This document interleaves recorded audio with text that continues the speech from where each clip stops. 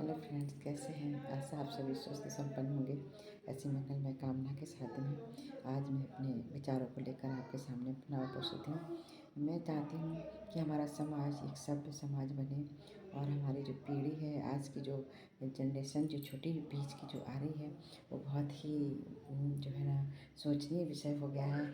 छोटे छोटे बच्चे आज नशा का सेवन करने लगे हैं। छोटे छोटे बच्चे एक जुआ खेलते हैं। छोटे छोटे बच्चे गलत संगति में पड़ रहे हैं, गलत आचरणों में फंस रहे हैं। उनको सुधारने का कार्य, उनको सही मार्ग पर ले जाने का कार्य जो है वो आज हमारी मातृशक्ति पर आ गया है। ऐसी मातृशक्ति अब शहरों की तो नहीं पता, मैं गांव में रहती हूँ। मेरे गांव में मैं देखती हूँ छोटे छोटे बच्चे जुए खेलते हैं। छोटे छोटे बच्चे गलत संगति में पड़े हुए हैं। गलत तो मेरा तो ये दायित्व, मैं मेरे को तो जो भी जहाँ पर मिलता है मैं थोड़ी देर खड़े होकर के उनको समझाती हूँ, बेटा ऐसा नहीं करना है, बेटा एक गलत चीज़ है। मगर मैं अकेले क्या कर सकती हूँ? ये दायित्व हमारी महिलाओं को है, हमारी मातृशक्ति का है। जितने भी मेरे सब्सक्राइबर हैं, जो मेरी माताएं मेरे विचारों को सुन रही हैं, वो ज़रूर हृदयंगम करें और अमल करें इस विषय पर। आपने 9 महीने तक अपने बच्चे को गर्भ में रखा है। आपने अपने बच्चों को इतना अच्छा, इतना कष्ट, इतनी पीड़ा, इतने पतन से आपने किस तरीके से अपने बच्चे को जन्म दिया है, इसका अनुभव सिर्फ आपको है, उसके पिता को नहीं। माताओं को उस चीज़ का है अनुभव, वो समझती हैं मेरे बच्चों को कैसे रखना है।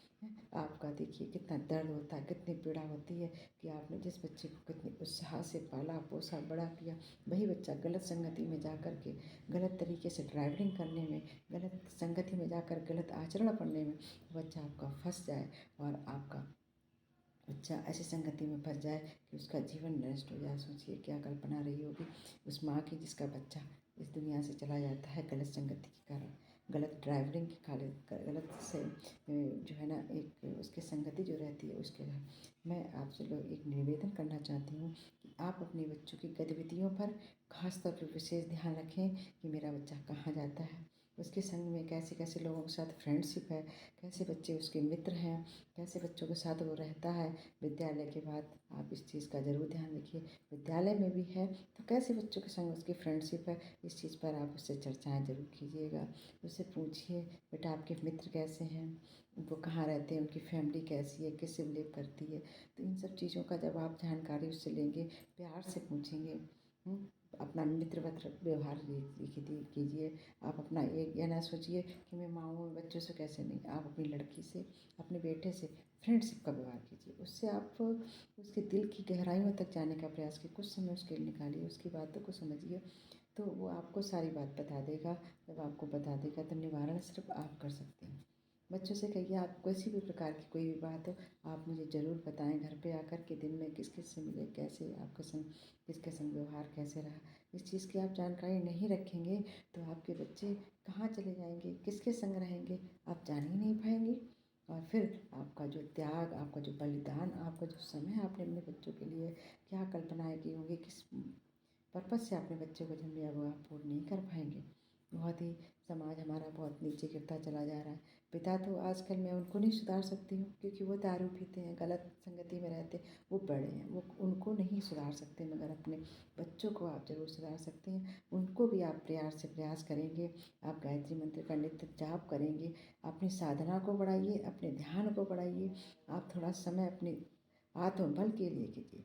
देखिए वो जो नारियाँ थी हमारे देश की, नारी अपाला घोषा जाल, सब वही तो थी जो हम लोग थे, मगर वो लोग क्या करके चले गए, हम क्या कर रहे हैं? हम अपना घर भी नहीं संभाल पाए, वही खाना पीना उसी चक्कर में लगे रहते।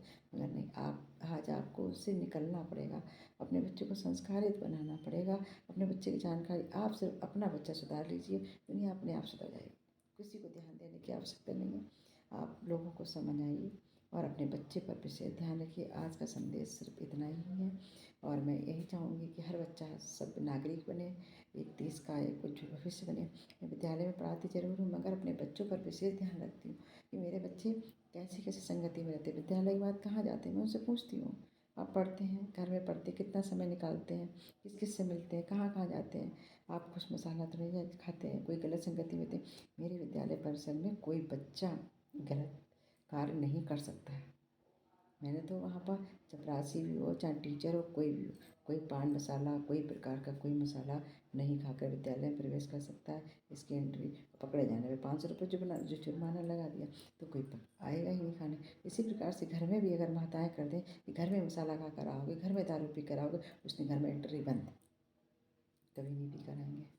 आप कुछ करके तो देखिए, कुछ प्रयास कीजिए, निसंदेह आपको इस चीज़ में सफलता मिलेगी। धीरे धीरे, एकदम नहीं होता। आप प्यार से कीजिए, झगड़ा मत कीजिए, लड़ाई मत कीजिए। ये नहीं है कि हम आज तो खाने नहीं देंगे बोले। आप उनको समझाइए कि देखिए हमने बच्चे किए हैं, बच्चे हमारे उज्ज्वल भविष्य, ये हमारे जीवन का आधार है, हमारे जो बुढ़ापे का सहारा है। यदि ये भी गलत हो जाएंगे, आप भी गलत कर रहे हैं, तो कैसे घर चलेगा। और आप इतना कमाने, महंगाई का इतना ज़्यादा ज़माना आ गया है कि उसको हम लोग जो है ना किसी तरीके से निपटना संभव नहीं है। इतनी महंगी होगी तो आप अपना दारू पीकर गलत संगति में पड़ जाएंगे, तो बच्चे कैसे चलेंगे। आप उनको समझाइए।